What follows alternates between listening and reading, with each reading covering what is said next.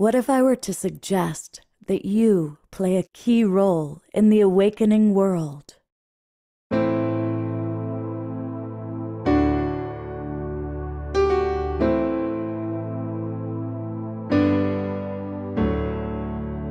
that you are watching this because you have heard the call.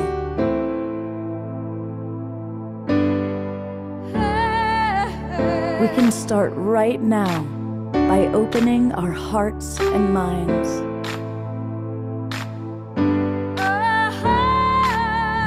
Welcome to the awakening world.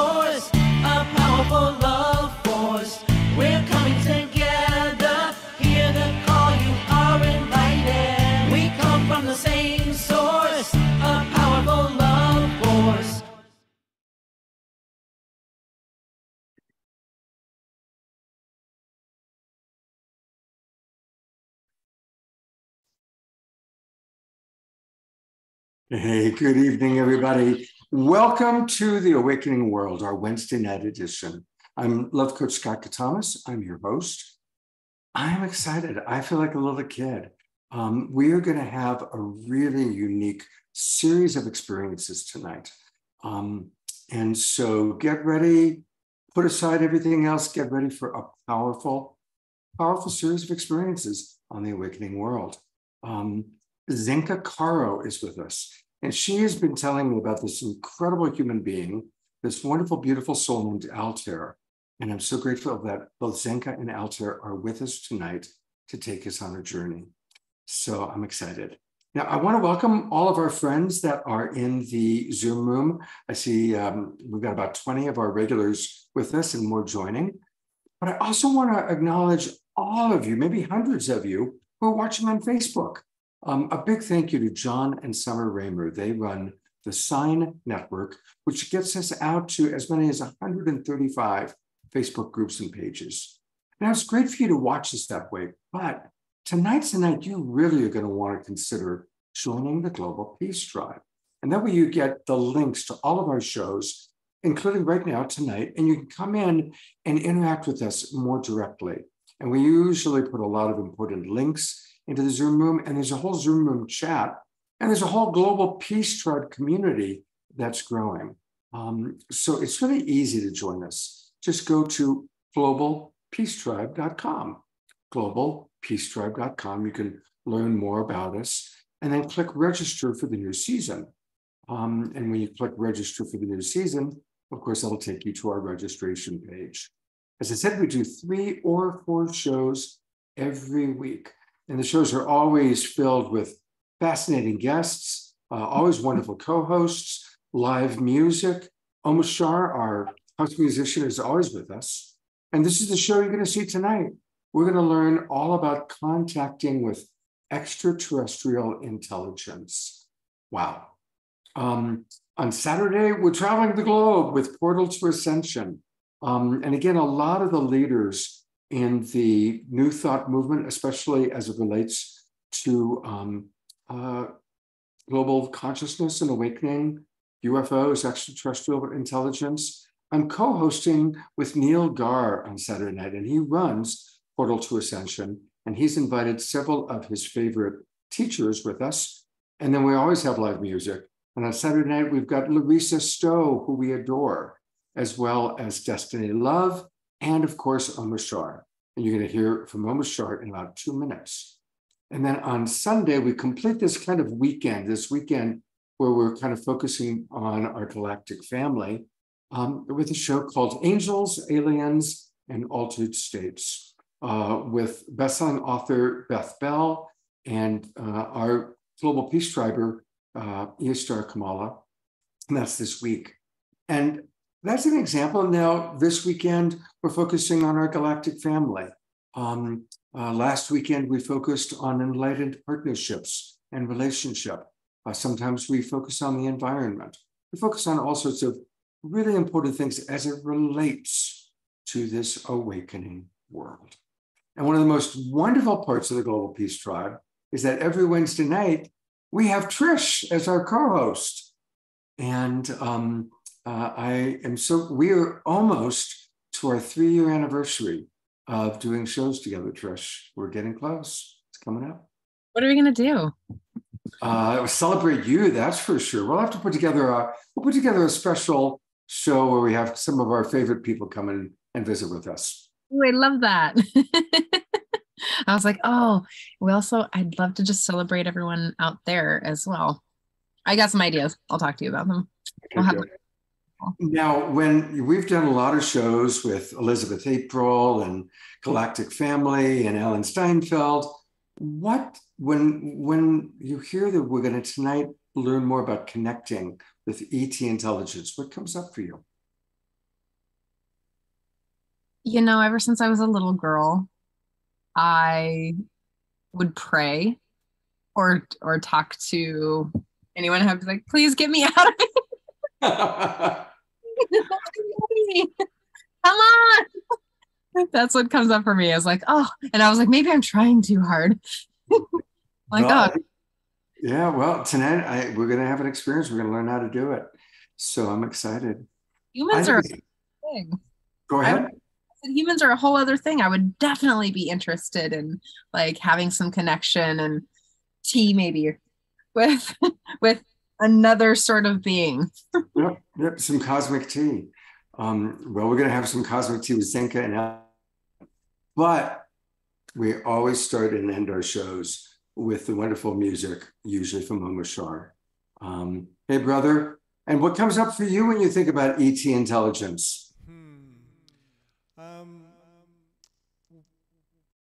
Arcturus, actually. I've always had a great connection with Arcturus and the Arcturian system and the beings from there. And I know without a shadow of any shadows that we are in good company with the galactic beings, and it's so timely for this show and for this series of shows, because everything is opening, everything is awakening, and we're going to see some amazing things in the next few years that many of us thought were never possible.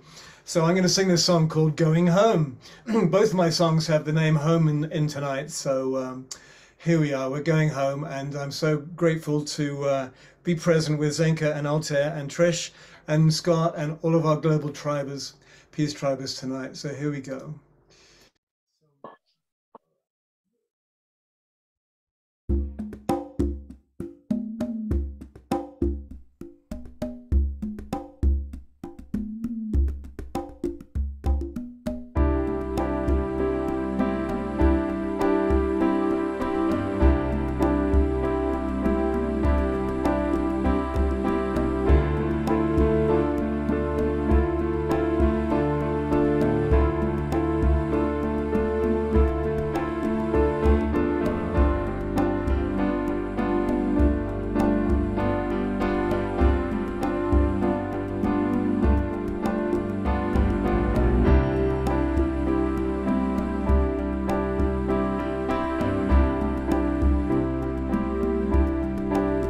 Song's about going home,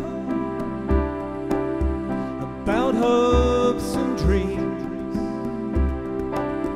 the ones that open your eyes, yet you rarely realize what they are doing with you. It's time to look where we're going and choose our destiny. It's our attitude in life that leads us open to all kinds of things. This is the journey that you take on your own. There are others going with you, yet you do it all alone. All you need is courage. The spirit is with you and the outcome is assured, so there's no need to worry, no reason for fear. You will feel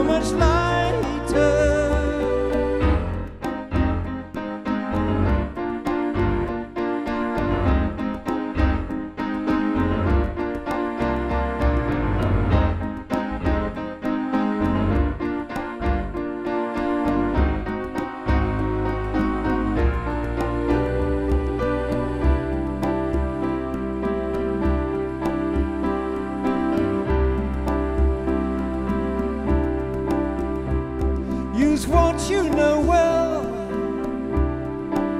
share it amongst your friends.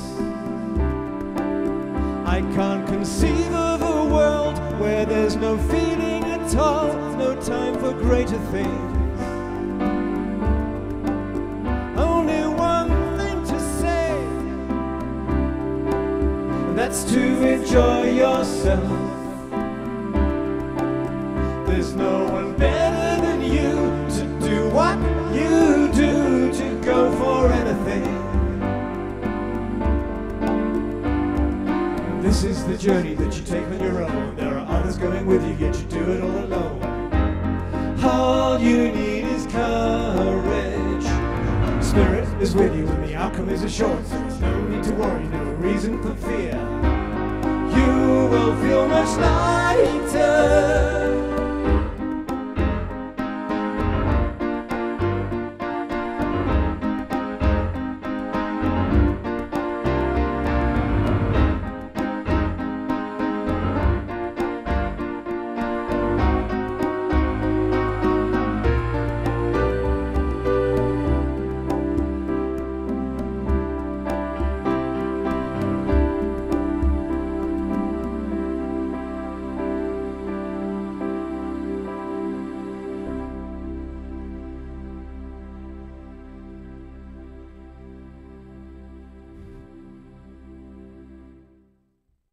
Oh, that was a great one. Wow. The background, I finished the background about half an hour ago. I'm going to work on it, make it really spectacular for Sunday. However, this was for Altair for tonight, the background. So beautiful background, beautiful song. There's Altair giving you a heart there. Thank you, brother. Beautiful in every inconceivable way. That was just absolutely magical. Not merely, but something like that, a reflection of thee, dear brother. Well, this is a perfect way for us. I'm going to add Zenka to our little world here. Now, many of you know Zenka. She is a big part of our awakening world. But for anybody who doesn't know her, she's the founder of LightNet. It's a quantum physics playground where she and her merry band of LightNetters are researching consciousness, miracles, and holistic problem solving. She's a lot of fun. I got to tell you that right off the bat. And she's also an expert in mind-matter interactions, spoon bending, radio contact with ETs and EDs. We'll have to find out what EDs are, and software architecture. She lives in Sedona, and I'm here in Sedona right now, actually. And her mission is to show all of us what we're capable of. And she has brought on a very special friend of hers who I'm looking forward to meeting, and I'll let her. Zenka, welcome, and tell us a little bit about LightNet and tell us about Altair. Yeah, thank you so much, Scott, for having me here. I feel the love of your community, and that music like wrapped it up in the bow to see everyone dancing. Like that's such a feel good moment. And that's really what we're here to do, because that lifts us up. You know, we're worried or this or that. It's like that's pulling us down. And even the song, outstanding. Just, you know. So there's no one I know more than Altair that really has that high note that he's hitting again and again and inconsistently in his character, in his life, in his work. I'll tell you a little bit about him and also a little bit about LightNet. So for those of you who don't know LightNet, we're a band of scientists and mystics that are coming together to follow our curiosity and really expand our belief of what's possible. Because if we could just expand it out a little bit, like what's possible in our lives or what's possible for our dreams, what's possible for our neighbors, our, families, if we can just expand that out just like an inch or two or more, it creates like cascading kind of shift. And that is what we're here to show you today. And we're going to do some exercises because we also believe that consciousness is something that you got to feel in your body, as you guys know. And you already know how to do all this. You already know how to raise your vibration. You already know how to pull down knowledge. You already know how to be kind. You already know how to be a rock star. All this stuff is right there. And just practicing gets you into that, okay, I got this, I got this, I got this, I got this, I got this. So at LightNet, we do everything from spoon bending to ET contact. We're working on an addiction lab right now called the Liberation Lab, where we're helping people lift out of that in fun and easy way, you know. And we're also starting a levitation lab. So we're kind of starting with the really crazy stuff that seems like ridiculous almost, because there has been 100 people that have done these things. You know, someone ran the 4-minute mile first. So we do all sorts of fun experiments, and we just have fun, and yeah. So Altair, who's here with us tonight, is so special because he has picked, it's like he's traveled the entire world and learned from the Hopi, from the Vedic masters, Tibetan masters, yogas, you know, all of these different wisdom cultures that Scott has constantly on his show, and he's incorporated it into his body of knowledge and his physical body. And he's raised in such a high vibration that he's in resonance with human resonance. So he's in resonance with the earth itself. And the earth almost just like gave him the keys to show the world what we're capable of. So I also love him because he's so honoring of the feminine. I think he's had a lot of feminine angels and guides and things through his life. So it's just this, like, he's holistic in that way. And in addition to, if you go to altairlove.com, you can find his work, but he's also doing the Consciousness Accelerator. He's doing all these different projects that are supporting us in what we're in our great works right now that come together. Heart Mind Alchemy, all these different projects that are really supporting our community directly to really empower ourselves. You are incredibly beautiful, Zenka, and so is everybody else here. What can I say to that? So Scott, first of all, thank you for bringing the Global Peace Tribe to our planet. I mean, I just want to thank you for the incredible blessings that you bring, and how humbling and honored I feel to be on this show and this gathering and this group, because we are literally the Global Peace Tribe together. We can't be it separately. We are here in this collective consciousness together, and really simply, it's your wisdom that I'm speaking to. So all of you out there listening, and all of you right here in the Zoom call, and all of you on Facebook Live, you are star beings. You are literally what Trish was speaking to. You are the tea that we're having with other beings right now. So I loved what Trish said, actually, about get me out of here. There are so many people I've met, thousands and thousands of people that I've guided over the past 30 years that have said exactly the same thing. I don't know whether this is what I signed up for, but I'd actually either like to get out of here or experience heaven on earth. And just before this particular show, I was in a wonderful conversation with a well-known entrepreneur who was very secretly telling me about his connections to the Arcturian Council. So I'm also tapping in right into Omashar and the Arcturus beings and the Arcturian Council. And Omashar is on that Arcturian Council, which is why, Omashar, you have such a deep connection to going home and to that Arcturus field. So those Arcturian elders are here right now. So if you're listening to this and you're really connecting to Zenka, who is LightNet, and you're starting to feel those energies and vibrations shift in you, it's because you are a star being. You've been here and sent here and guided here and are awake here for exactly that purpose. So I thought, just for the beginning, and then I'll share a little bit of how this unfolded for me, which you might be curious about. I just thought what we could do for the first few minutes is just close our eyes together. So wherever you are on this planet, wherever you're listening, I'd just like you to close your eyes and gently open to the fact that right here and right now, that you have this limitless awareness that allows you to open to every single infinite and unbound opportunity that your consciousness can access. So you are actually able to view every single experience you have throughout your life as an opportunity to connect with star beings, with star consciousness. And that star consciousness is infinite. You are literally made of the stuff of stars.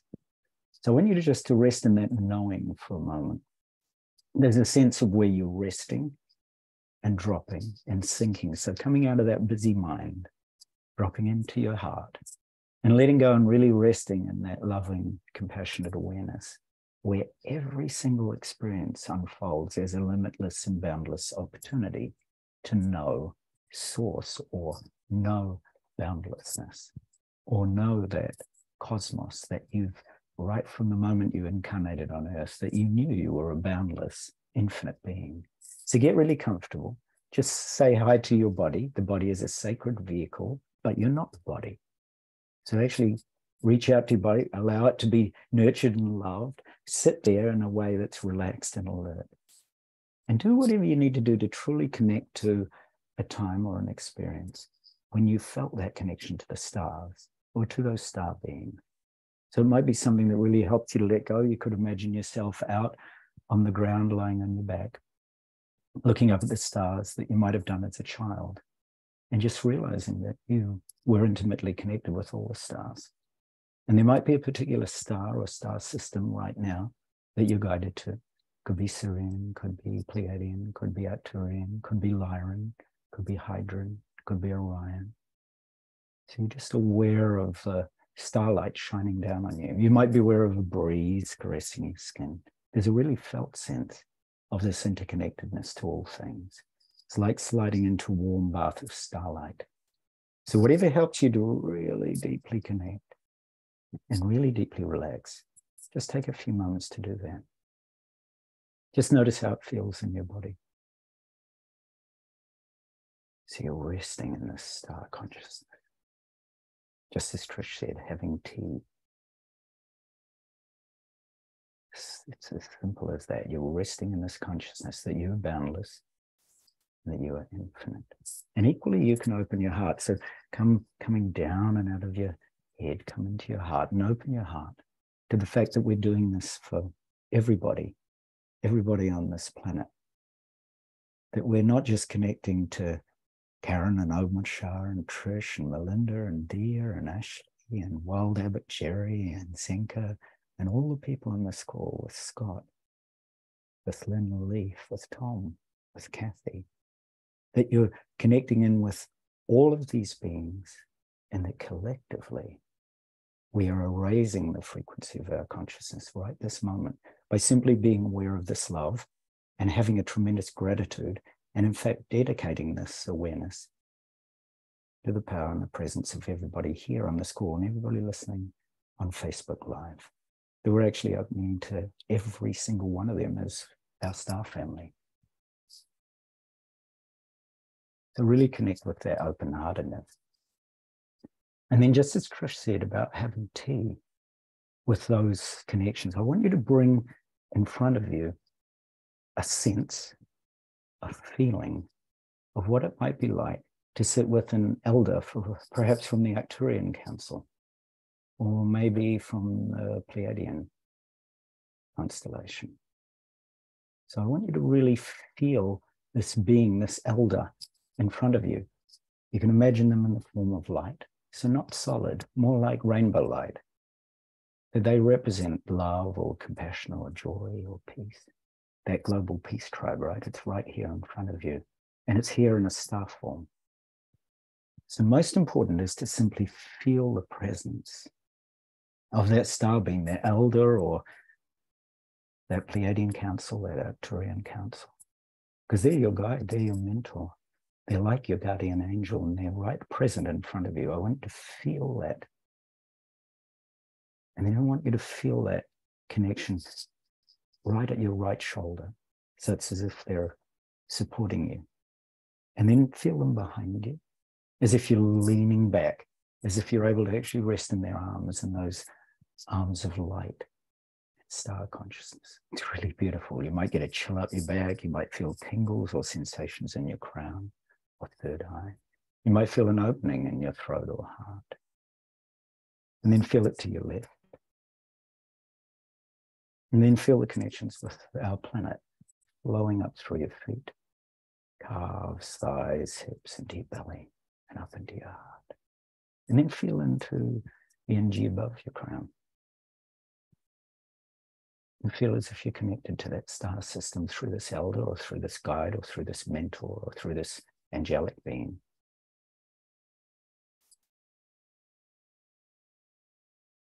And then now imagine that light radiates from this elder or from the star being or this angelic being and enters you.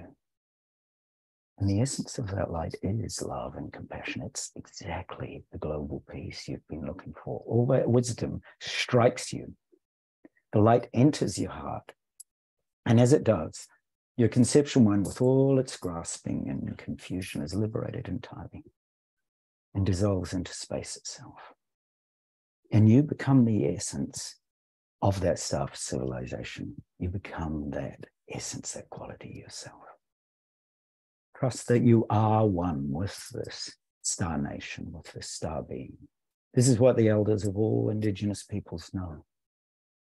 With all those enlightened qualities. You might actually find yourself in a garden or a place or a paradise or a heaven right here on earth, right now. And imagine that that light radiates from you now and touches all beings. That like a star in your heart, that light radiates and transforms the world around you into a pure realm. And all the beings within it become star beings of love, star beings of awakened global peace. Imagine that that light continues to radiate throughout the entire solar system. So now you ascend up and throughout the body, so you can actually touch the entire solar system with your star consciousness. And then it widens out beyond the solar system. So now you're looking back at this planet, back at this star and its surrounding planets. You're going out beyond the solar system. Your light is touching all beings. You might feel an intimate connection with a star civilization, a star knowing. So now I want you to drop the practice and just rest in that knowing itself, the knowing of star consciousness, the knowing of pure and boundless and infinite awareness itself. You don't need to do anything in particular. Now just reach out with that global peace ambassador, with the nature of the peace in your heart. Reach out to these star beings and invite them. Show them where you are on planet Earth. Guide them back. Bring them back here to have tea with us, to have tea with Trish and Scott and Omashar. Guide them back, right? Because they want to find you as much as you want to find them. So allow them to show them our solar system, our Earth, and your location right here and now. And then just rest your mind in that open, peaceful, spacious awareness, leaving everything exactly as it is. And just gently now, very, very slowly in this star consciousness, really slowly and gently open your eyes. And as you open your eyes to the blessings of everyone that's present here. That in this call, that you're looking on to the eyes of other star beings. And you might see around people or in your room, you might feel light or you might feel uplifted or you might feel that sense that you're never alone. So open your eyes and take in everything with that sense of gratitude and appreciation and love and awe. With the delight and innocence and freshness of a young star child, awake and present. And as you move, gently move, just move this human body, knowing that this human body is absolutely imbued and saturated with the consciousness of star beings and the stuff of stars. And as you look around, notice the details of your world. You might notice the walls are vibrating or pulsating with light or a new sense that you're not separate from anything, that you're interconnected with all of nature and all of space. Even the molecules of space in your room might be filled with this richness and this beauty and this divine peace.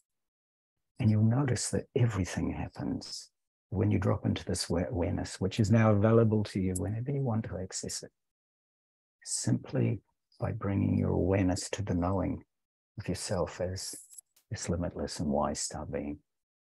You'll notice that everything happens within this pure and infinite and indivisible and timeless star consciousness. And every single moment, every moment is an opportunity to access that loving, natural, open knowing that star beings have. So thank you truly for your boundless awareness and presence. And I'd invite you to share in the chat, just while I have a drink of water. I've been on constant interviews. Zenka keeps me very, very busy. So do please share in the chat if anybody would like to share anything. Are there any access? Are there any connections? Are there any sharings? We'd really, really love you to share, because it's just so rich. You are those wisdom beings. You are the nature of, you are the global peace tribe. You are the tea with beings that Trish was speaking. You are Omashar's going home. I think said, I feel at peace. So Scott, thank you. I can talk about the intricacies of how I got to this in a minute, but I'd be really curious what Scott, you or Trish or Zenka actually felt, and Omashar, and any others on this call first. Absolutely. So I want to invite, I'll have Trish share first, and Zenka and myself. And while we're sharing kind of on camera, I'd love for people to write in the chat box what they experienced. But I'll start with my wonderful co-host, Trish. You said, like, what I loved is that you said that they're on the right, and they were already there on the right. And, you know, it reminded me, like, the tone of your voice and how you were sharing reminded me of this incredible guided meditation from Ram Dass, who I also think was totally not of this planet or of this world. And it really does expand us out into space to be all that is, or Tatvamasi. And it just reminded me of that. And I could feel my body relax, and the cells of my being start to fray from the fabric of what I think this reality is. So thank you. That was wonderful. No, thank you. Thank you. That beautiful sense of touching the limitless of reality, I notice in some of the comments, and I notice Scott's going to read them, but things like, you know, the energetic form and soft boundary had mass and soft, or calmness or upliftment, or the room looked different after I opened my eyes. You know, I recognize the times of this object-based solid awareness where people look out and see a house are starting to shift, that the global awakening happens as we start to see into the soul nature and the incredible presence and light. And Trish, when you were actually doing that, that's what I felt was your star family, especially your Pleiadian family. They spoke to me from your right-hand side. So I was really curious that you actually mentioned that in particular, because they were very, very particularly strong. So you've got connections through, you know, Sirius, Vega, Arcturus and Pleiades. So you've got that gentle, beautiful unfolding of that, where the veil seems so thin. So other beings, and this is something I help people to do through Vedic and Tibetan astrology, as I look at the alignment of their planets to the fixed stars, or what I'd call, you know, shamanic stargates.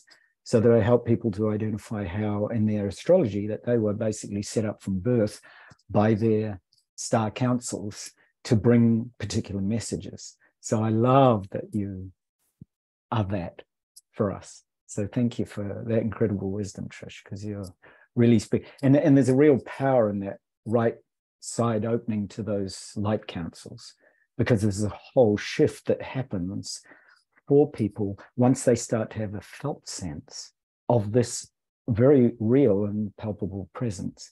So I'm absolutely, you know, in awe. I'm always in awe of people. I just think what people are sharing here is just extraordinary, and is a testament to your wisdom, right? It's we are the global peace tribe.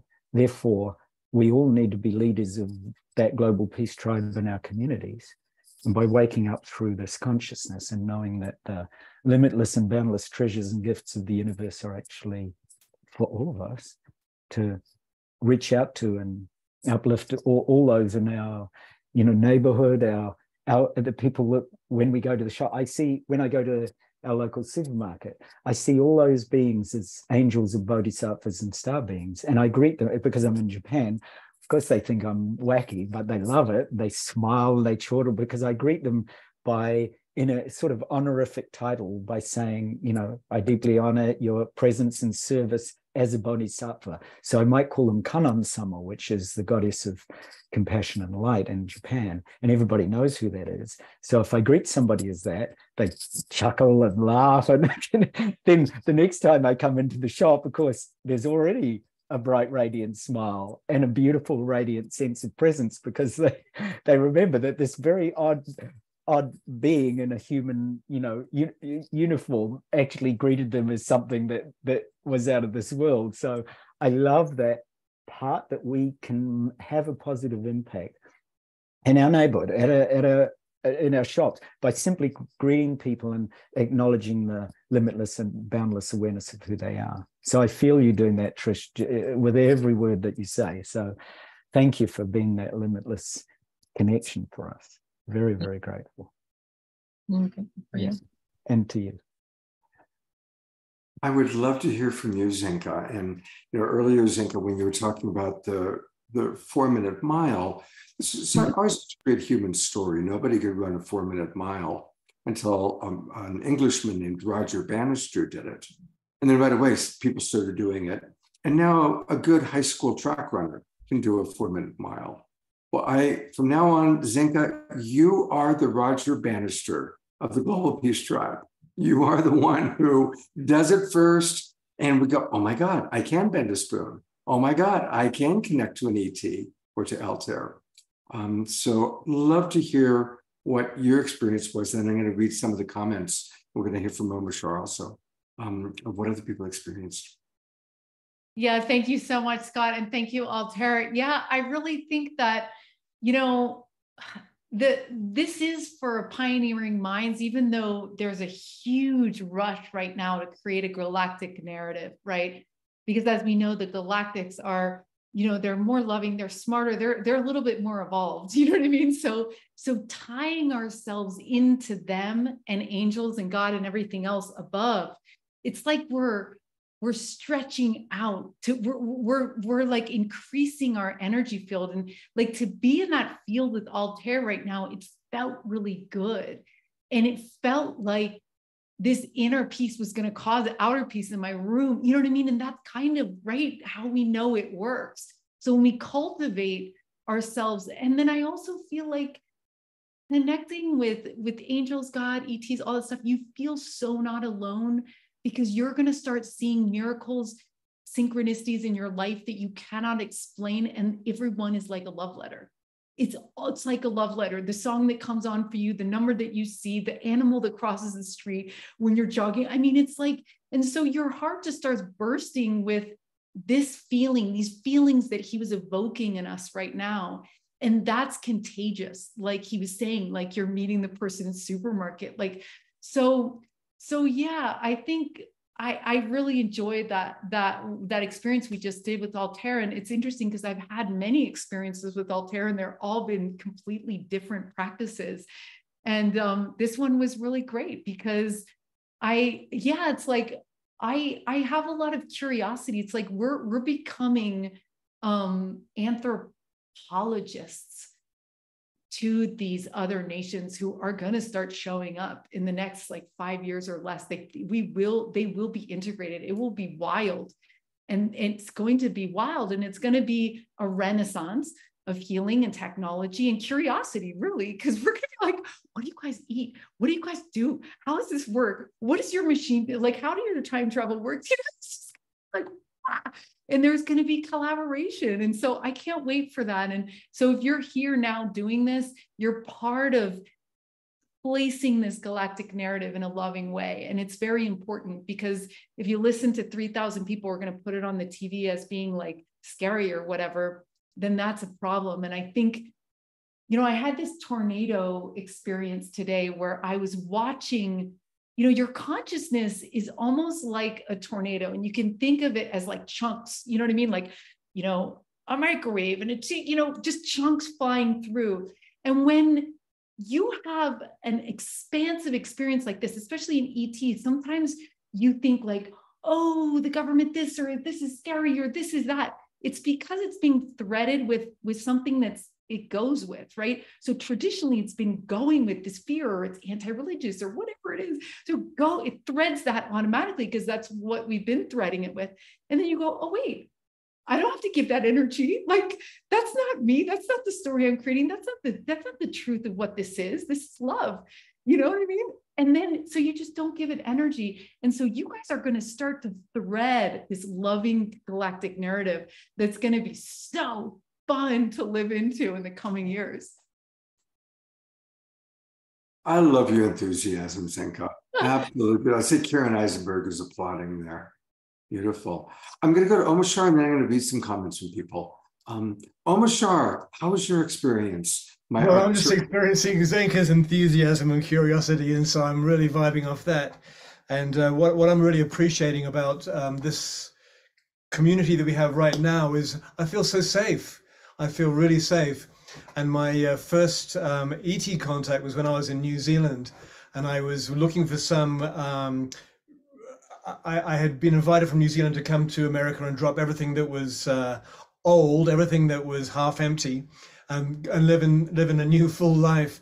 And I got these signs from the ETs, let's say. I don't even like to call them that like that. It's kind of it seems to be a bit of a demeaning statement, but from these star beings, that basically gave me this message: you got to leave New Zealand, come to the States, United States, that is. And so I literally dropped everything and sold everything, went to the States, and all the doors opened.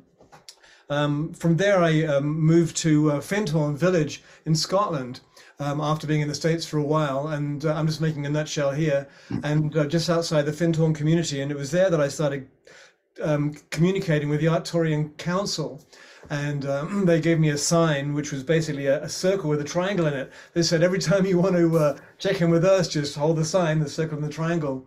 And I'm bringing that up because since then, I've hardly had any conscious contact with the Arcturian Council.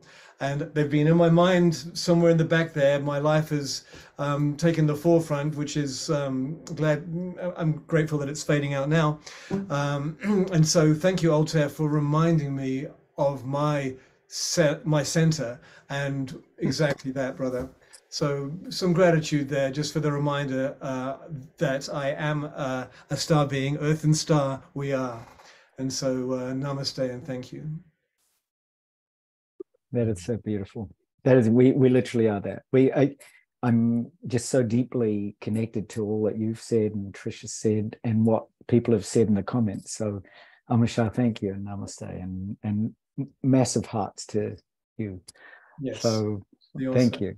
Thank you. So Scott, yeah, please do share some of the comments. I'd love to hear. All right. Well, Eleanor Joy writes, I totally resonate with everything Zenka has shared. And yes, Omashar, I do feel so very safe and loved. Lori Fry writes, me too. I am so grateful to have stumbled onto you, Zenka. It is one of the best things to ever happen to me.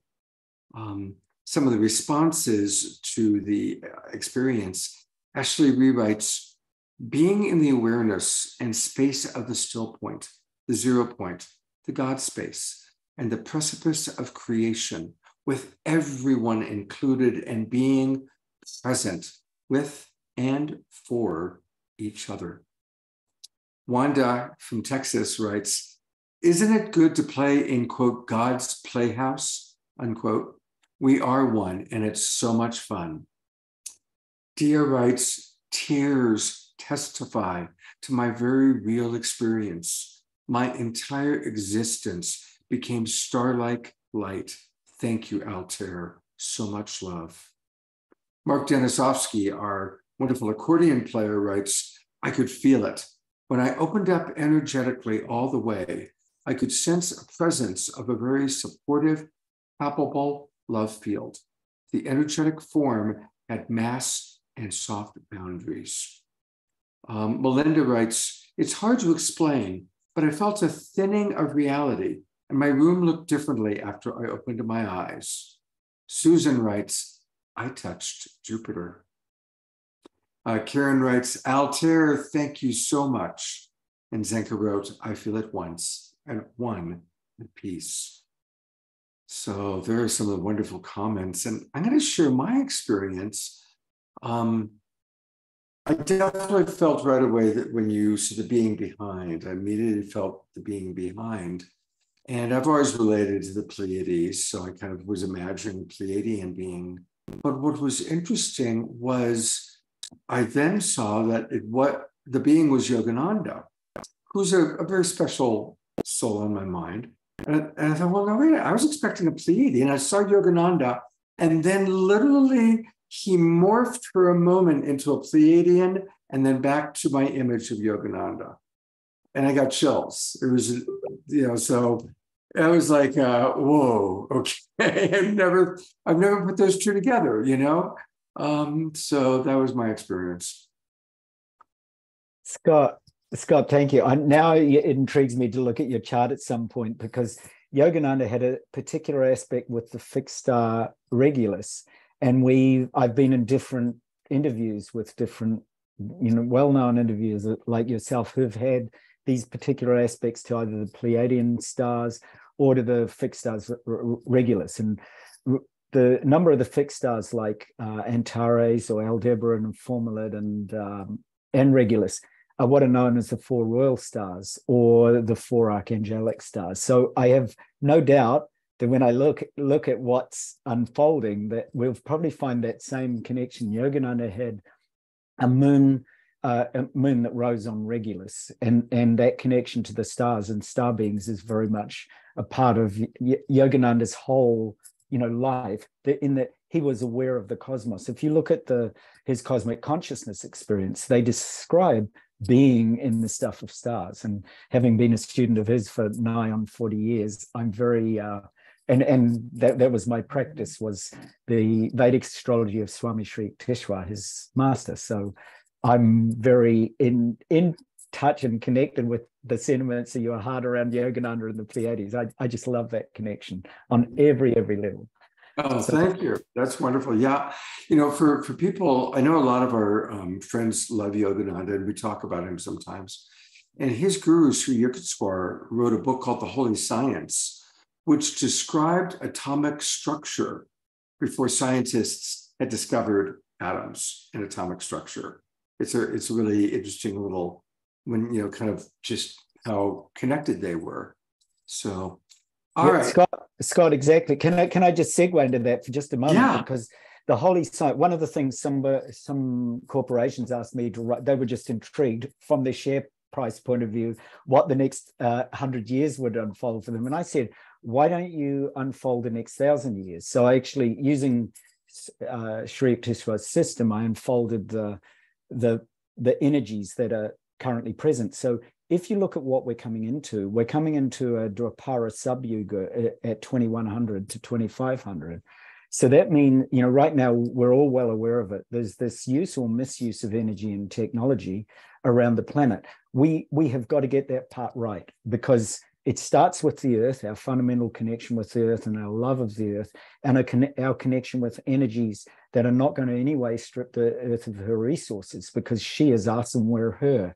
So Swami Sri Yukteswar spoke about the shift into 2100, and particularly about dates 2025, 2032, and 2050 as being crucial dates for our energy awareness as civilizations. Otherwise, by 2050, we could really put a dampener on the planet and even our evolution. If we are still firing missiles at each other and putting all kinds of things in our body which we don't need to put, and moving away from real deep energy awareness. I mean, imagine if we had spent the $738 billion that the US spends on military spending. Imagine if we'd spent it on global peace and the awakening of higher consciousness. There would be such a massive consciousness shift just by that one action. And we've got to turn our planet that way, because the yugas actually point to that fact, that we have that key line of 2100, that we've got these critical dates. We have to get our energy resources and awareness of the earth and us as one by 2025. We have to get the energy and the technologies aligned with that by 2032. By 2050, just as Zenka was saying, we'll already be in touch with so long as we do that, with the star nations that are absolutely present and already connecting to our sole global purpose of global awakening into peace and love and compassion and joy and equanimity, because they want us as a globe to be shining with that radiant awareness. The moment we do that as a globe, we've got lots of visitors right now. They say my room suddenly got filled with a lot of light, because they say Scott knows. Make sure he's a source messenger. Make sure he gets that message that we're here. We've got his back. Like, that's the Pleiadian Council right at your back that you were resting into. And thank you for the glorious kind of connections that you make with people all over the planet, because that love message, and you're a source messenger, is exactly what our UN needs to have, and our BBCs and CNNs should have as the first 3 minutes of the news items, should be dropping people into the space of global awakening to peace and love. If we did that, and then our whole consciousness as a planet would shift, because we would have just something simple that we do every 60, even if it was to stop for 60 seconds and pause and bring ourselves back to the knowing of this love awakening that's happening. We have the capacity right now with all this technology, and we've got to be using it. Really, that's what Dwapara Subhuga is speaking about, that energy awareness is with us. And if you've got the energy awareness, it's like when I gave a lecture for Singularity University on AI, and I called it Awake Intelligence. And I said, if you have people who are going to manipulate AI, well, that's exactly what we're going to get as a planet. But if you have programmers who are awake and who are programming from the consciousness of love and wisdom, because that's really where all of this is turning, the whole entire planet, all the government budgets, everything is turned to a collective consciousness of global peace and awakening. If we did that, and we've got the capacity, you know it, because you're actually giving us that message every single day, every single moment, which is why I love you so much. You do that, and people are absolutely alive and awake to it. So thank you for the incredible power you bring, and all the team and everybody here. Like, we've got that power and we've got that potential now. So I just wanted to speak to that about the holy science, and that it's wonderful to meet somebody who knows about that. We still haven't heard your story, right? So before we go forward, I want you to share with us, and I'll keep Zenka on, share with us your awakening and your story. Sure. Well, in fact, because you said I could share, I just thought sometimes graphically it helps people to actually get it. So if you're happy for me to share something, I'll share it, and then I can kind of speak to this. Can you see that okay? We see 1991 with a UFO. Yeah, brilliant. So in 1991, so this is not the start, but I'm going to start from something that's present to everybody's kind of connections, is that in 1991, I had this extraordinary opportunity with a friend who was a ufologist. So a quick backtrack. He was a professional Aussie rules player in Australia. He had an experience where for 3 days, he went to a holiday resort where he was by himself. And he said for 3 days, he was simply on his bed, unable to eat, sleep, do anything other than receive these downloads. Before that, when I knew him, he had brown hair and brown eyes. And after that experience, he had a shock of white hair and blue eyes. So for all his friends, it was obvious that something dramatic had changed. So the download that he received from them over those 3 days was simply that our planet is ready and the technology is already here. And many of the wisdom teachings of, for example, the Vedic teachings and the ancient Tibetan teachings, which speak about the inner subtle energy body, are in perfect alignment with what many of the Pleiadian, Arcturian, Vegan, higher councils are bringing about. So they spoke directly to him about that. We used to travel in different parts of New Zealand at that point. So I love that Omashar mentioned New Zealand, about and giving talks on how you could access these craft.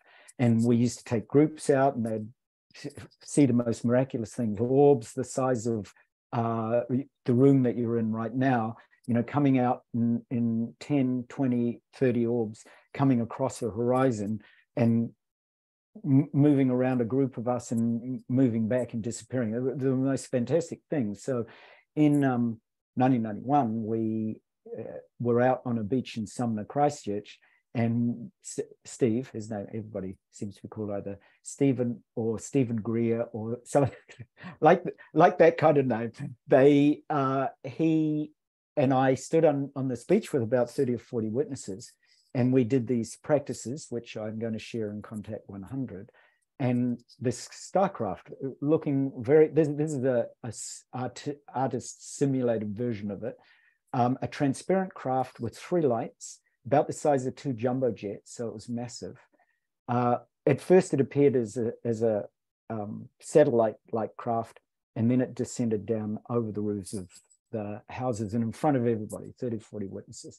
And that got on television, got in all the newspapers in New Zealand. It also appeared after that particular event to a group of teenagers who also saw it, gave the story on television. The US sent some jets, 2 Air Force jets, and a group of scientists offered rewards all over the town of Sumner in those days for information leading to this particular event. So it was a pretty big event at the time. Even right up to the point of a couple of months ago when a friend of mine was at a party and she was talking about this, and they said, "Oh, but isn't that just folklore? Isn't that just a story?" And one of the gentlemen at the party stood up and said, "No, I was actually on that beach. Exactly everything that Altair has said is in exactly what I saw. There was a transparent craft that came over our area about the size of 2 jets, and it moved at the speed of light. That was at the point that it moved completely out of the range of anybody's, you know, sight or sound. It was really, really quite extraordinary. So I had this, you know, 40 plus witnesses called in the starcraft. It was investigated. It's still a classified event even now in the New Zealand records, and arrived about 5 minutes after the signal I sent. So about 2 weeks later, I was present to the fact that lots of my friends were, you know, wanting to know how I did this, and I went out with a group of 6 people on a beach. And they said, "Oh, you know, starcraft, is that all really real? You know, we know it was in the newspapers, but wasn't it just a, you know, advanced stealth fighter or something?" Well, of course, it wasn't that in those days, but I said it was transparent. Plus, I said it moved at the speed of light. And they said, "What would be a good example?" I said, "Well, you name something." And of course, being in my, you know, early 20s and 10 to 20s, and the world was the oyster, you know. So they said, "Why don't you call the dolphin?" So I sat down, I did exactly the same exercises I'm going to do on these weekends. And when you drop into that awareness of knowing that you're the dolphins and knowing you're the ocean, and I know all of you listening, you will know that knowing. So you drop into that knowing awareness, and suddenly there was a pod of about 100, 200 dolphins that appeared on the horizon within 5 minutes again of the event. They turned in, they swam. 3 of them turned in and swam straight into the beach. So from about 200 or 300 meters out, swam straight into the beach. I ripped off my clothes. I said, look, they're here for us. They're here to, and nobody wanted to go because it was a wild ocean beach. So I dived in. I swam with those dolphins for around 20 minutes, Scott, and they gently communicated. They allowed me to do anything. I could swim with them, hold them, cuddle them, dive. You know, it was just incredible. And for 20 minutes, with those beautiful friends of mine who will never ask me about anything like that again, they shared all of that powerful communication that we have with animals. So what I'm suggesting here is that not only do you, when you awaken this limitless consciousness, have access to star beings, but obviously with our wonderful human family, and the dolphins themselves communicated that they too, like us, are star beings. And I think the incredible opportunity we have to really support and get to know our, you know, natural family, our animal family, is really extraordinary. So I did this again with 2 weeks after that. We called another starcraft. They called it the Rainbow Event. The craft came and left the atmosphere, and about again, very early in the morning, around 1 a.m. in the morning, came and left the atmosphere in rainbow light. So there was, and again, people witnessed it. It was the most beautiful event. So what actually happened to me? So I'll just dive back for a few minutes into what happened. The beings that came through for us in those early years. So this is late 80s, late 90s. So I've been teaching these practices for a long time. They said that the practice were very close to Tibetan yogi and yogini practices, and that it uses the central channel, and that it uses our solar system as transmitting stations to basically broadcast our position and then let people know where they are. Now, this is really close to some of the techniques that Stephen Greer uses. There's a neuroscientist who's the lecturer at Stanford, who's Andrew Huberman, who speaks about the research he's doing into non-local consciousness and what happens when you actually expand your consciousness as the universe and basically go non-local. So I'm aware that right this moment, there are many, many technologies that we have available that connect us to the power of the central channel and the vibrations and cycles of those energies. Now, equally, there is also the physicist Nassim Haramein speaks about the torus field, which exists in planets. And so we use the torus field both of the human being in these practices as well as in the planets and stars to help connect our natural source field to the source field of planets and stars and star systems. Now, this, again, is nothing new. It's the Heart Math Institute has researched the heart field, the torus field of the heart, and there is an electromagnetic field that we know exists and extends out beyond our body, and we feel it, right? You go, somebody comes into a room, they're really angry, you feel it. Somebody comes in, they're full of joy and light, we feel it, right? So what happened to me to trigger all this? So you asked about the whole awakening process. So I was brought up by, my godmother was a mother, Carmelite Mother Superior, and she trained me in these simple practices of acknowledging, God, Jesus, Mary, the archangels as being a living presence right from when I was a little baby. So when I saw angels when I was a very tiny boy, it never occurred to me that other people couldn't see them. And some people feel, some people see, some people hear. Right now, Archangel Michael just appeared to my right and said that there are those of you that are even listening right now that are already turning into the angels. So if you've got an archangelic connection or an angelic connection, please put it in the chat, because you'll be aware of what I'm talking about right now. I love this to be interactive, that you're constantly bringing to your awareness that this is not about me. This is actually about you and your wisdom. So if you're present to a source or an archangel, then please write it down in the chat. Please share. If you've had deep experiences with the angelic kingdom, then please share that. So I had this lucid dreaming event that happened to me when I was just 2. So you can imagine my shock as a little kid. I was brought up in a Christian tradition, but suddenly at the age of 2, I had this lucid dream of being a Tibetan monk, 365 days of exactly the same dream. In every dream, I was a Tibetan monk with a companion going to Samye Monastery, which I learned where it was some years later when I was studying with His Holiness the Dalai Lama. And I fell into the primordial light and sound every single night. So my parents thought I was epileptic. So they took me for many tests to hospitals. I think they tested every bit of me, but they couldn't find anything.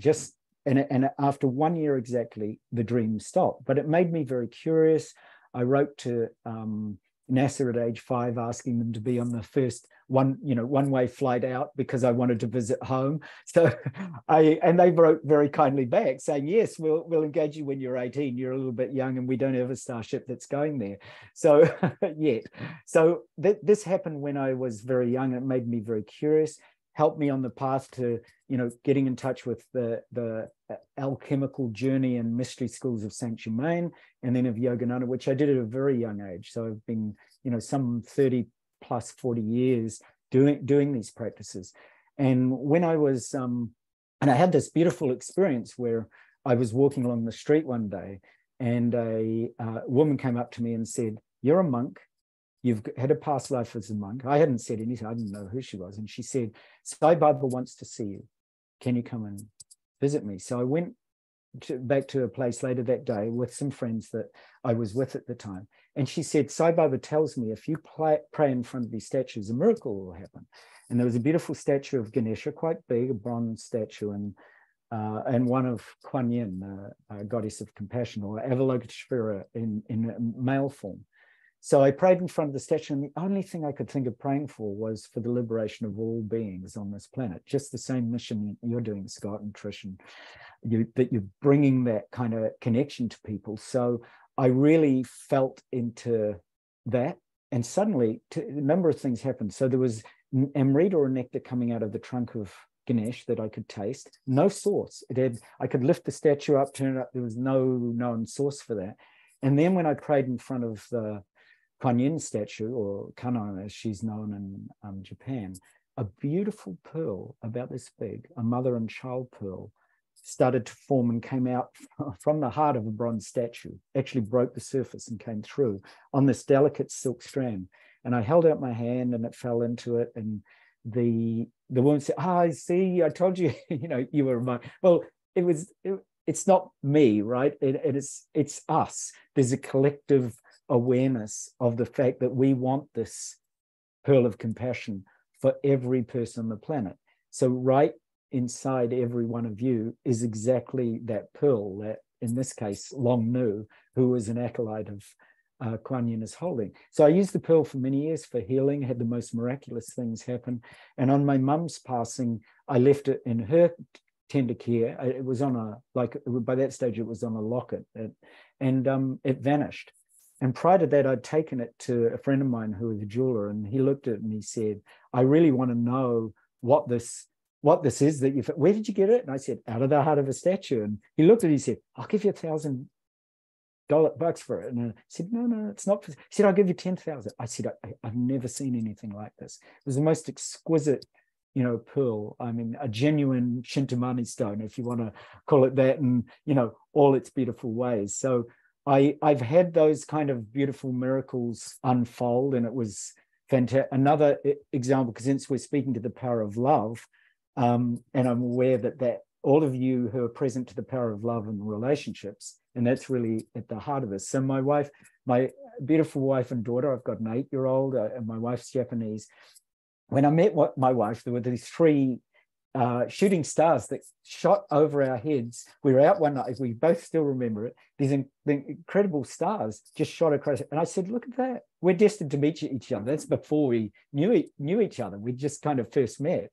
And so we were on a tour, and we were going to a tour of the Fox Glacier in New Zealand. And I'd been there many times. I'd taken tour groups myself. And when I got to a certain bend in the path, there was a little path going off to the side that I've never, ever seen before. And I said to my wife and the group leader, who I knew, a guy called Mark, I said, hey, we're just going to take a quick detour. And he just sort of nodded, and we went off this path. We came up to a sheer cliff wall with a group of trees, so we couldn't go any further. And then I said to her, let's go through here. Now, this speaks to the power of love, right? That love is limitless. Love is another boundless gift that we have as human beings. So I walked through that group of trees with her, holding her hand. And we suddenly came out on imagine the most incredible fairy tale. Imagine Disneyland 1,000 times over, right? But it's the most incredible fairy place, known as a Baal in the Tibetan traditions, where it's a hidden valley. So it's actually encased in that dimension, that beyond the 3rd dimension. So we were able to actually go into this incredible land. My wife still to this day, she said, I don't know, I want to go back there. She said, I actually recognized who I am, like a fairy being. So those of you who recognize yourself in relationship to other beings, perhaps you know yourself as an earth angel, perhaps you know yourself as a fairy being, you have connection with the devas or the natural sprites and one. If you know that too, please add that to the chat, because I'd love to connect with that consciousness in you. So she said to me in that place, I'm a fairy being. We were there for half an hour. We tried to take photos and record it.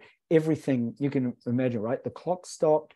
The technology wouldn't work. We couldn't take photos. But to this day, she's still that half an hour. We both recollect that we must have been there at least half an hour. We came out, and the group hadn't moved. So we thought, oh, they've gone all the way up and come back again. And we said, hey, you know, how was it? They said, what do you mean? You just went to that, you just went through suddenly into that bush and came back out again.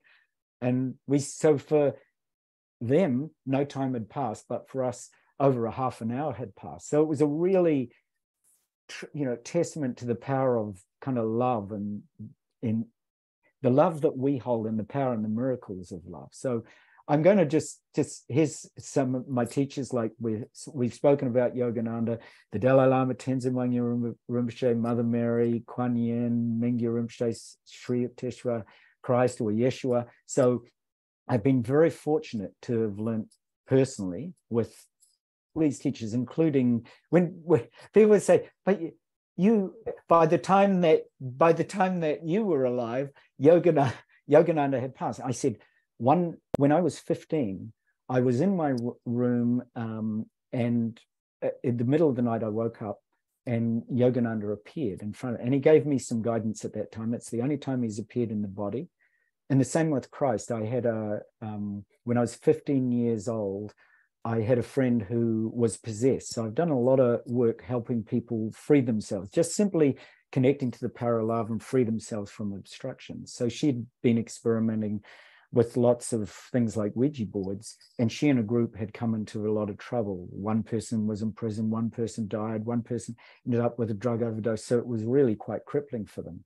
And she came in one night and said to me, I'm terrified.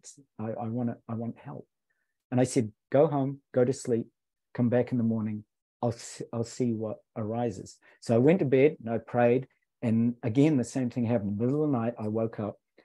Yeshua, or Christ or Jesus, was standing there and said, there's only one thing you need to do to save your friend. Use these words, by the power of Christ, be gone, and say it 3 times. And then he vanished. So she came the following morning and she was frothing at the mouth. She was desperate.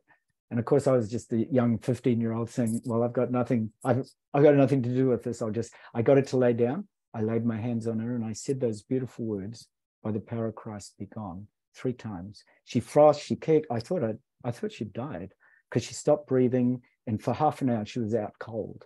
And then she woke up and she said, it's gone. It's gone. She said, I don't know what. I said, I didn't do anything. It's by the power of Christ. So she, you know, and again, if you've had wonderful healing opportunities in your life, or you've got anything you want to share on that healing nature, because we all have that power of healing. And I want to really reach out to the power of the healer in each one of you listening here. So if you've got particular healing practices that you do, or you've been witness to, you know, again, please share them, because these stories are actually stories about your wisdom, really, not about mine. So those particular, you know, examples were just really beautiful examples of healings and blessings. So I studied, of course, at the age of 15, that got me really interested. So I went and studied with Christian mystics and yogis, yoginis, lama, all over, you know, France, Germany, Switzerland, all the way through the East, through USA, through Australia and New Zealand. I had a number of wonderful experiences living in Krishnamurti's house, teaching with Sri Aurobindo's community. I was a teacher in Yogananda's ashram in Ranch in Bihar, in Swami Sham's hermitage in the Valley of the Gods, and Rabindranath Tagore's school, Tibetan monasteries, Thai monasteries, Shingon Buddhist monasteries, you know, being hit in the back with a stick and having to stay upright for 8 hours on the street. Just all these wonderful experiences in life that you can have when you explore them. So I just wanted to, I'll leave you with a couple of really interesting connections that have happened with some of the practices that I've done. So here I am guiding a student who's a beautiful being called Constantine. You can see the rainbows coming out of his throat chakra, and they actually circled all the way around. And we were able to capture it on film. I've sent it to the Dalai Lama and Mingyu Rinpoche and Tenzin Wangyal Rinpoche, and they all said, wow, this is a beautiful testament, you know, to the power of the limitless of the human consciousness. Equally, one of the things that Zenka's, you know, spoken to is what my brain looks like. So often I get scientists coming, but isn't there all that stuff, all those photos and star beings, isn't that all just, you know, things that are in your imagination or that you're dreaming about? I said, no, these are actually real. I said, they visit, they're present, they're around you, and I often name them. And then, so I said, would you like the data? So I send them these examples, which were verified by neuroscientists. The middle one, the middle graph, the baseline, you can see what the average human brain looks like around about 10 or 11 alpha to 10 or 11 hertz. And to the right, you can see somebody who's on DMT, who's taken DMT and goes to about a 7 to 8 theta. This is where we get our very, dramatic visions and really high, psychedelic type of experiences. Since you've mentioned Ram Dass, I absolutely adore Ram Dass. So my brain over here this is like my 24/7 brain. It's in that theta spike. You can see that strong theta spike at exactly 7.8 hertz. So the scientist said, "Oh, you're on DMT." I said, "Do you take DMT?" No, I said, "No, it's just like that 24/7. It just has that function." So some labs in Japan researched me and published the material in some science and engineering conferences around Japan. So it's very helpful because when scientists reach out to me, they ask me, can your brain really go into gamma? So this is a gamma spectrograph. You can see those pillars of light. That's actually my brain when the labs say, "Can you do us a 60-second burst of gamma at above 200 hertz?" And I said, "Sure." And I'll just go to the light and it shows up on the spectrograph like this. So you can see this is different examples of what scientists had asked me to do in labs. This is some of the published research in Japan. For example, this green line is me. This shows 3 groups of meditators that they took throughout Japan. And they asked me to replicate their endpoint, show their roundabout their beginning point, and then do a non-dual practice, which means that you open into boundless awareness. The practice I did for this one was just simply to rest as this open consciousness, as if I was shouting into the sky, and then rest back as that sudden awe. And the scientist said, "What are you doing?" And I said, "Why?" And they said, "Technically, you should be dead because our instruments don't register," which is this green line actually goes way down. So these show levels of gamma, I'm the green, show levels of gamma in different ways that I activated gamma compared to the groups of meditators that they chose. And this is my constant state of my brain, which is theta 7 alpha 14, and the 7.83 is where my theta. It feels like I'm looking at light, or looking at my room at the moment is filled with rainbow light, which is often why I use a background with rainbow light. So again, this was from a neuroscientist. He said, "Do you realize you have this really low delta that's functioning all the time, this theta at about 7.8 and this alpha?" So it was a lovely testament, and again, useful. So I just want to speak to what lies beyond. Right? That what lies beyond your name and form and identity and concept is something that neuroscientists and quantum physicists are exploring all the time. And so if you've had experiences that have really taken you beyond, if you've had an awakening experience and you want to share it in the chat, please do, because I just want to thank all of you for the incredible presence and beauty of your love and wisdom, because it's that love and wisdom that every human being on the planet has, and that all of us here, you are all teachers of wisdom and light. You are all star beings with the infinite and boundless capacity to touch the hearts of every human being. And when I met the Dalai Lama, he said to me, personally, I was lucky. I sponsored him in my early 20s on his first trip to New Zealand. And as a result, I was able to have a private audience with him. And he said to me these things that I just remember to this day. He said, I asked him, how do we awaken this consciousness, this global peace in all beings? And he said, very simple, study, embody. So study, embody, become, and teach. And then I said, so those 4 things, study it. So study whatever ancient wisdom practice or whatever star being practice, you really study it deeply so you become it. Then embody it. So, and then become it. So the embody it, you want to get it into your being. You want to get it so that it becomes a deep body sensation. And then you become it, right? You become that aspect. You become the Arcturian Star Council elder, or you become the archangelic consciousness. And then teach it, because it is really, and then I said to him, Your Holiness, how do we teach it? And he said, to every person you meet, tell them to teach 10 to teach 10, to teach 10.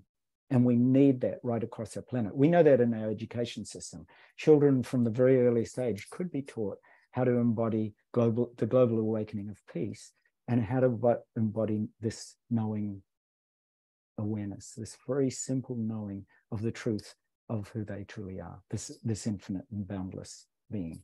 So thank you. I hope that that's been just a helpful little arc of a path presented in a very humble way and with just absolute joy and just beauty of being in all of your presence. So I really want to thank you truly for everything that all of you bring, because Scott, Omashar, Trish, love, love, love, and infinite love to all of you there.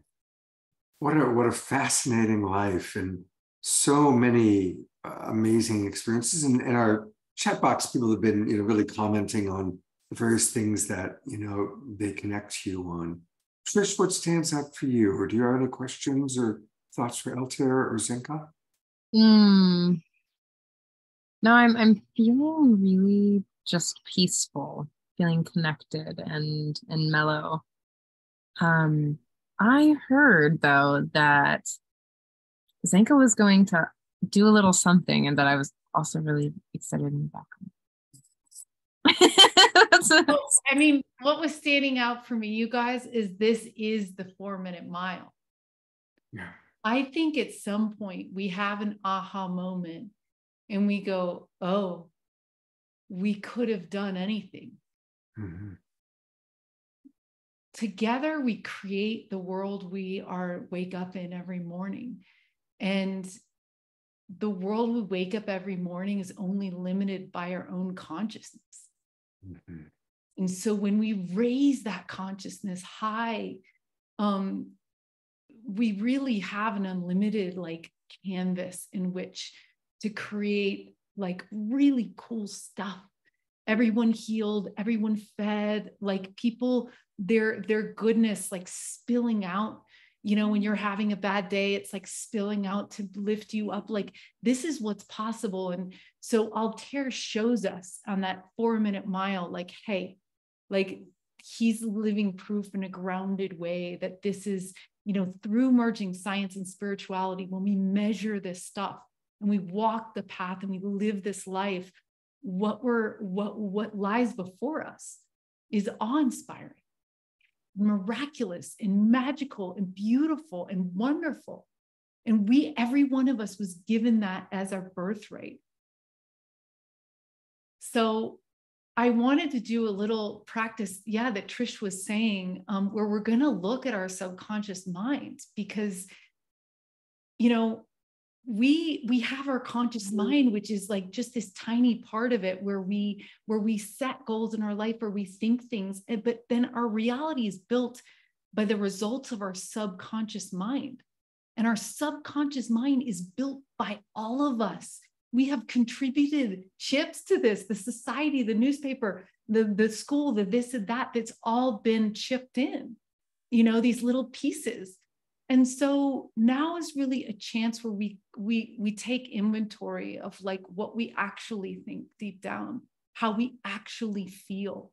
Because your subconscious mind are your feelings, it's the images, it's the thing, right? And it's gonna show up in our fields until we do that. So I've been really, LightNet, as Altair and I are very on the same ideas that there are no teachers. We're all students, we're all teachers, and really it's just the 10 teach the 10, teach the 10. And LightNet, we've taught people how to make contact with loved ones, angels, God, ETs, and we just did it as an experiment. Can we do it with 100 people? What would happen? Well, 96 to 98% were able to make contact. And we taught each other and we set a group intention. That's another thing, group intention actually does that, right? So right now, I'm going to teach you things that I learned from other professors and students in LightNet, and it just totally have been blowing my mind. And one of it is muscle testing. So you have direct access to your higher self, to your angels, to your guides, right? through your body. Your body like is your temple. And that's why we got to take care of our bodies, because it's your direct communication. So right now we're going to test some beliefs about contact in your body, and then we're going to reprogram those beliefs, because it can happen in an instant. It's not that it takes 10 years or 5 months. In 1 minute, your mind can shift. So first thing that Susan Schatzer taught us in her miracle healing, if you watch it on YouTube, it's insane. She miracle healed 10 people using some of these techniques. So I want you to, first, we're going to clear our field of all energy. So it's just our energy. And then we're going to use, you can use a pendulum, a necklace. Like I just attached a necklace to this, but like you can use keys, you can use your body, you can use falling forward, falling back, whatever it is, like whatever you have lying around, grab something. And the first thing she taught us was this phrase. Now, everyone, as I speak it, it's just going to be true for everyone. And we're going to use breath, which Jesselyn taught us, is where you take energy and you take it out. So breath is like the most powerful thing that we forgot about. So right now, I want all energies that are not our own, that are not your own in your field, I want all those energies to move in 5,000 directions, 5,000 miles away in all directions. And this is going to happen when we take a deep breath in and out. So here we go. Deep breath in.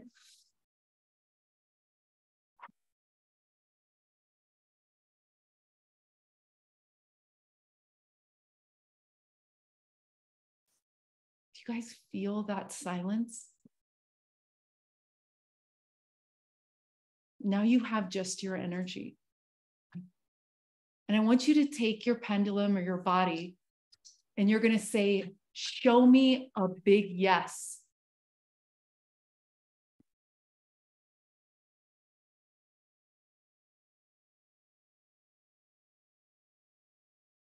And now I want you to say, show me a big no.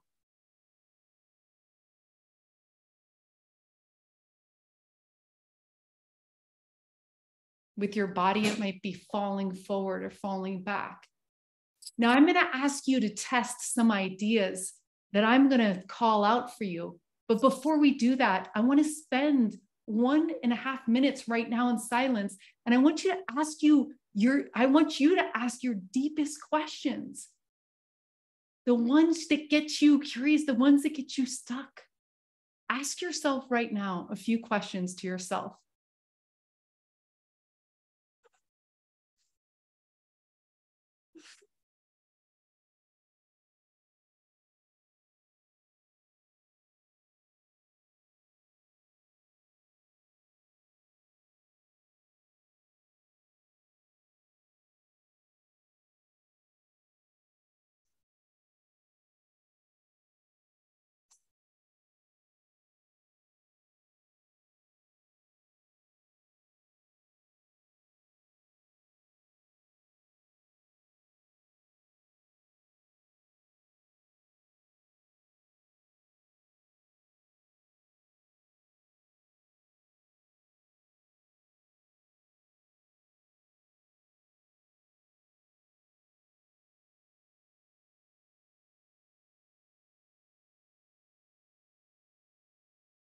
Okay, now I'm going to ask a few questions for all of us. So I am allowed to make contact with extraterrestrials.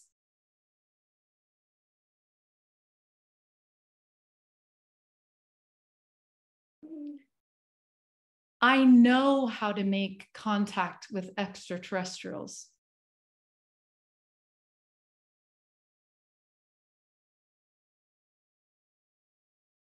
I am allowed to make contact with ascended masters.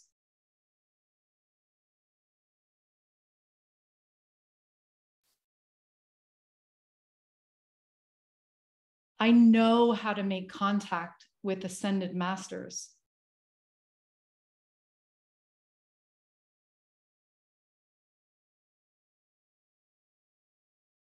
I'm allowed to make contact with Source, God, and angels.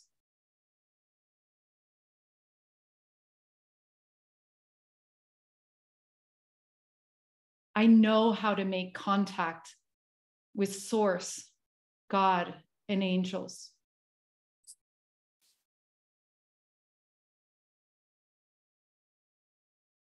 So now we're going to perform a healing. And this is from Rachel's Firebug's book, Healing Prayer Commands. And she teaches you how to test your beliefs and change them. So this is the setup that she uses. Here we go. Creator of all that is, it is commanded that a healing take place now. Thank you. I align myself to God's pure energy of love and light, and I allow the compassion of consciousness to flow through me now. Please remove any limiting beliefs I have about connecting to my higher self, my guides, my star family, my ascended masters, angels, and all that are there to support me in this life. Please download me with the information and the knowing that I need to connect with them at any time when I need it, at any place, anywhere, with any people, for any reason. Show me what it feels like to be in connection with the great beyond and my inner self and my heart and the people in this world. Thank you. And so it is. Now I want to retest as our way of closing. I am allowed to make contact with extraterrestrials. I know how to make contact with extraterrestrials. I am allowed to make contact with my guides and ascended masters. I know how to make contact with my guides and ascended masters. I am allowed to make contact with source consciousness, God, and all that is. I know how to make contact with source consciousness, God, and all that is.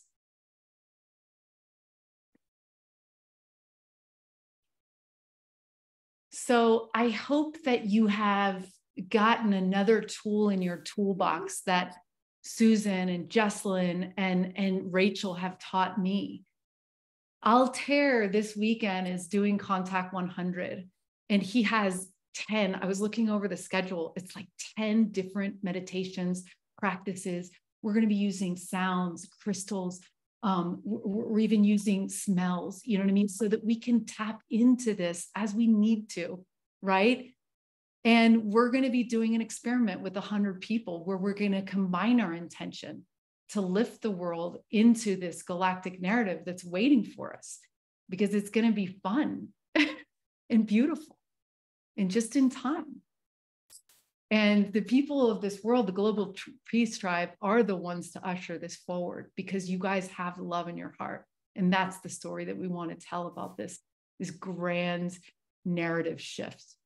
So go for it. Tell us all about the Contact 100, how people get involved, links.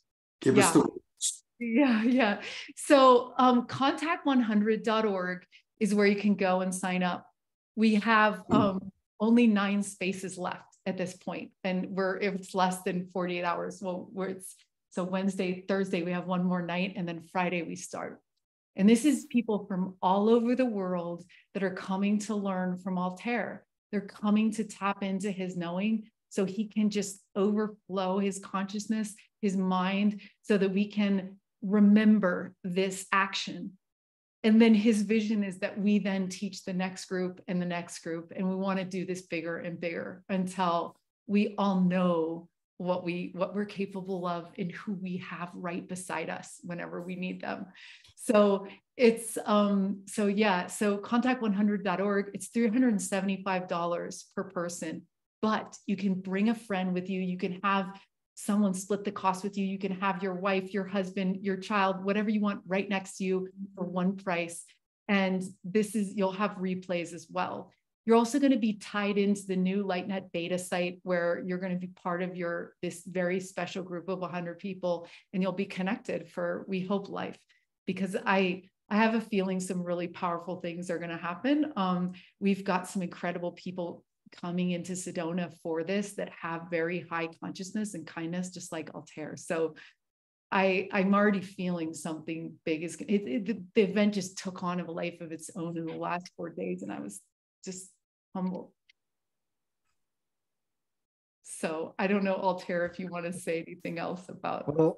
Well, I just want to speak to that part that you mentioned about the Global Peace Tribe and what's happening for you with your own friends. And that is, there is this amazing opportunity. As Zenka said, you can gather all your friends. So if one person shares the ticket with all their friends, you can imagine, right? You could have 20 people sitting in your lounge doing these practices. And this is the real practical application of the Global Peace Tribe, is that you actually gather your family, which includes all your friends, all your pets, all your wonderful connections on this planet with you, and that you go through this together. So as Zenka said, she's got, how many friends have you got coming over, Zenka? I don't know. I think like 11 or 12. So these are people that are very, going to be, it's going to be amazing. And we're going to get to witness it together and feel it together.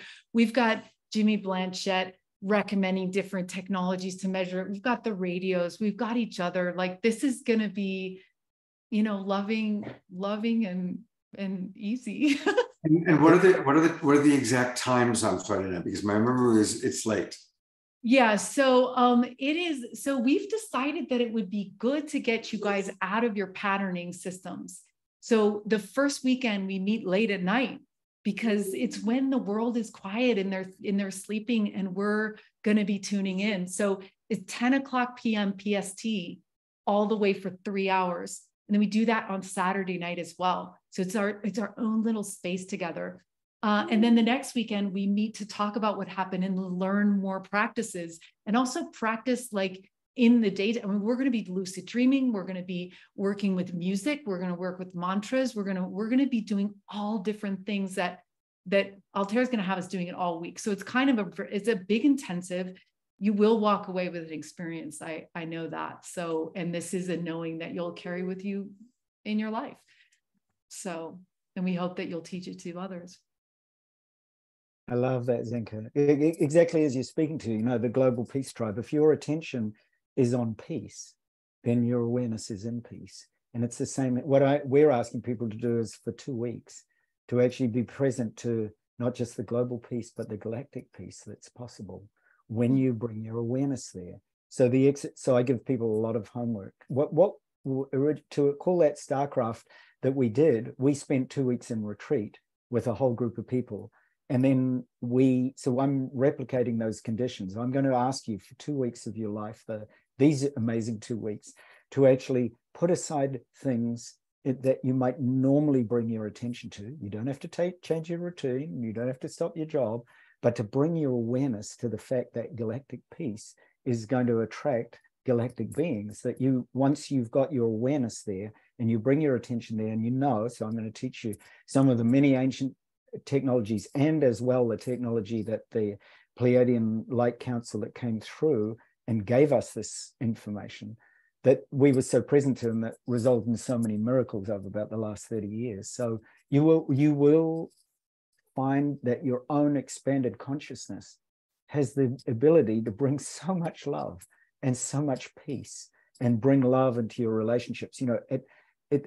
The real connections that you're going to make are with other light beings like yourself, with your family members, by bringing more love and peace into your family, by bringing the most incredible love and connections to nature, to the fact that we're not separate from all of this. And by bringing awareness to something that we normally don't spend a great amount of time with, which is that star consciousness, that the galactic shaman in you, that we actually truly tap into that consciousness for 2 weeks of a lot of practice. You will find it really intense. We encourage people to, take a bit of a rest, because you'll find when we did it, we had the most extraordinary things happen, just simply because as you raise your awareness with these kinds of technologies, you will experience the most beautiful and most profound awakening.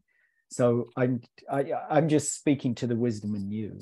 This is just simply the wisdom in you awakening, and the love in you awakening, and that extraordinary potential that you represent here on this planet. So love to all of you. You are amazing. That's what I'm blessed by. I've got some great technologies to share, but you are amazing. You are that infinite consciousness.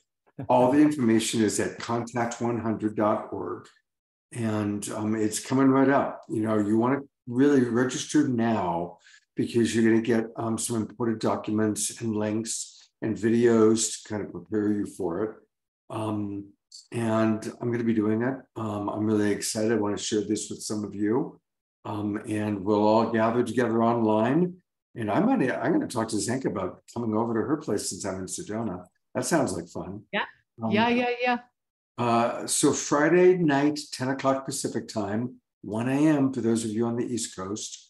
It'll be 11 p.m. for us here in Sedona.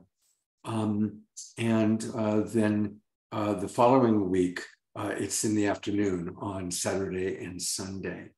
And we're going to go deep. And I'm hoping that some of you feel the call. I'm seeing that some of you are interested, and I really would love to share this with all of you. Thank you, Zenka and Altair, for putting this together, for being with us tonight. Totally inspiring. There's so many things. I would love to have you both on the show again, because there's about a dozen conversations I want to have with you. But I'll just let the next 2 weeks with Contact 100 begin to satiate my plate. So thank you both very, very much for being with us. Yeah, thank you so much, Scott and Trish and Omashar. World peace has always been my main motivation for everything I do. I want to see that world. And so the amount of boulders you have moved, you have just lifted, with this program, and all you're doing, Scott, is mind blowing. So I just want to honor you and thank you so much from the community and all the people that you've given a chance to share their wisdom and their stories with, because you really have moved boulders in our community, Scott. So thank you. Thank you. For me too, Scott. Omashar, Trish, thank you for your absolute pristine being. All those veils become very thin when we're sitting in the presence of loved beings like yourself. So thank you, and love to all of you listening on YouTube and Zoom and Facebook. Just what an incredible opportunity it is to meet you all. So. And the people watching this recording, who knows, people might be watching this years from now. So I want to just kind of go through what's happening this week. And again, thank you very big time, Altair and Zenka. And tomorrow morning, it is the Self-Love Show. And of course, this is what Trish does every Thursday morning. She and her partner, Dawn Light, and they just have wonderful people. And look who it's going to be on. It's Ray and Sahat, who were just with us on the Awakening World. It was 2 weeks ago. And so that's going to be tomorrow. Anything you want to share about that, Trish? Oh, I'm just so excited to have them on, because they're just such heart-centered beings. I mean, we just had them on, right? So all of you know and know how heart connected and just eloquent and real those two are. I love them. I'm so excited that they're going to come on and teach us. They're going to teach us how to love ourselves better through partnership even. And, just like every week, Thursday mornings, we get a coach or a therapist or a teacher from around the world to help us love ourselves even more. So looking forward to seeing you tomorrow. Beautiful. That's 10 o'clock Pacific time, every Thursday morning, the Self-Love Show with our wonderful Trish and her partner, Dawn. And if it's and then again, oh, go ahead. If it's too early for you, you can always catch the replay on YouTube or on Spotify. Beautiful. Thank you, Trish. I love you so much. Of course, Friday night, hopefully many of us are going to be together with Zenka and Altair and the Contact 100. And then on Saturday night, many of you know Portal to Ascension. My friend Neil Gar is going to be my co-host, and he's invited some of his favorite presenters. You know, he's been doing similar to the Awakening World. He's been doing online and live events for years now.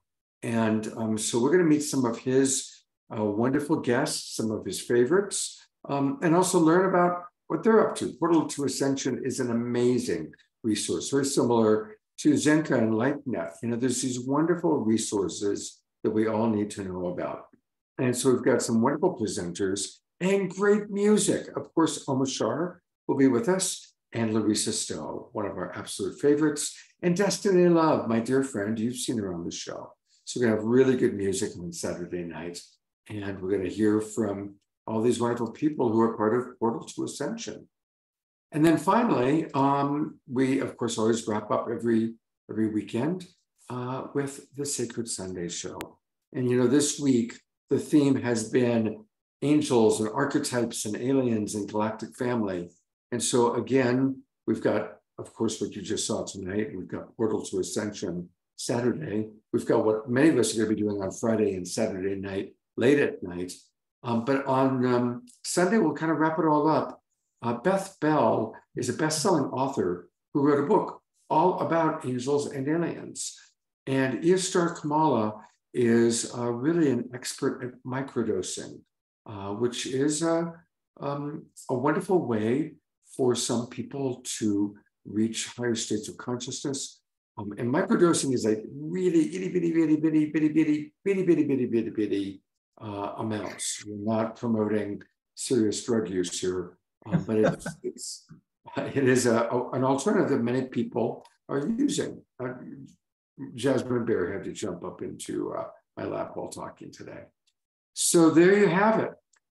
We've got a lot of wonderful things in store. Omashar will also, of course, be with us on Sunday. And Omashar is here right now to help us digest all that we heard and experienced. Hey, brother. Hey there. Yes, microdosing is funny. I was just laughing because you're saying itty little video amounts, and it's very true. And it is a great medium and modem. And so just in the theme of going home, this song is called Welcome Home. And get ready to move and groove, because I love popping you all on the camera.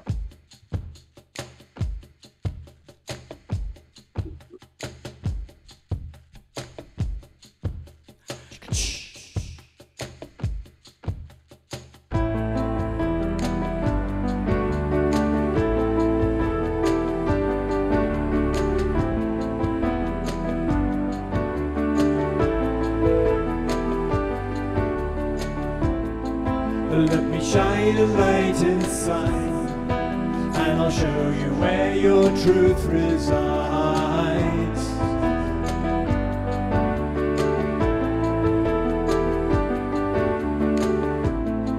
I'll lift your eyes up to the skies, and I'll prove to you that nothing dies.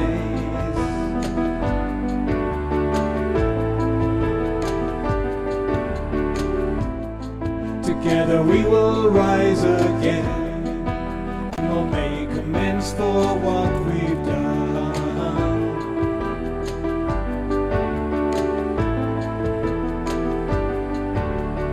I know you hear me, so please do not fear me, 'cause I'm here to lift you, restore you to glory, and love you and hold you and be your victory. My child, I will welcome you home. Welcome you home.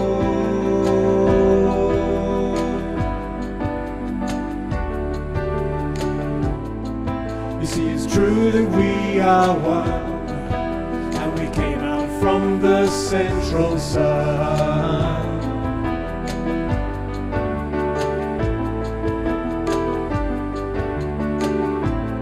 So let me take your hands in mine, and I'll show you that your spirit shines.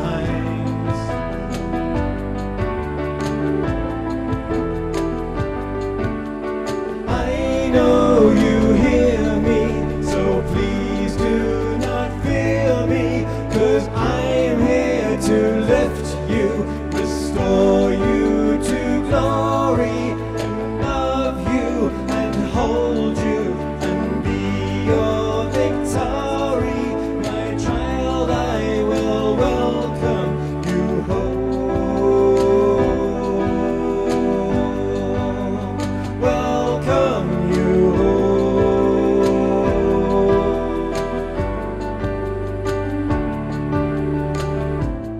So when you take a different view and you dream awake, breathe out the new.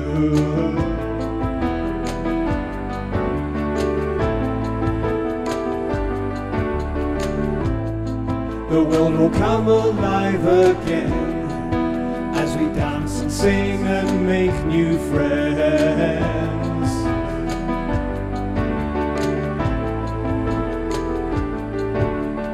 I know you hear me, so please do not fear me, 'cause I'm here to lift you, restore you to glory, and love you and hold you and be your victory. My child, I will welcome you home. Welcome you home. Welcome you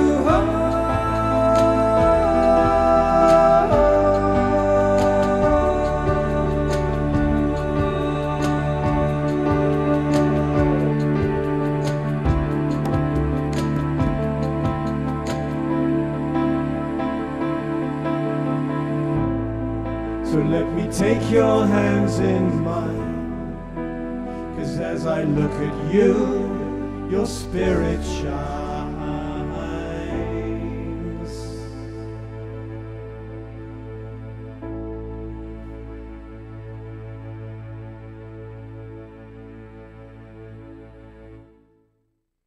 Let's go to gallery view, everybody, and do some twinkles for our beloved brother Omashar in our closing number. Thank you so much, Omashar. It's so beautiful how we get to start and end so many of these shows with your music. It really is just an incredible. I'm so filled up today, and it just comes out in the song. And so thank you for making it possible. And thank you, Altair and Zenka. Holy smoke. Ain't no words anymore. I see Jay with us. Hey, Jay. Jay Mayer's in the house. Absolutely. Hey, Jay.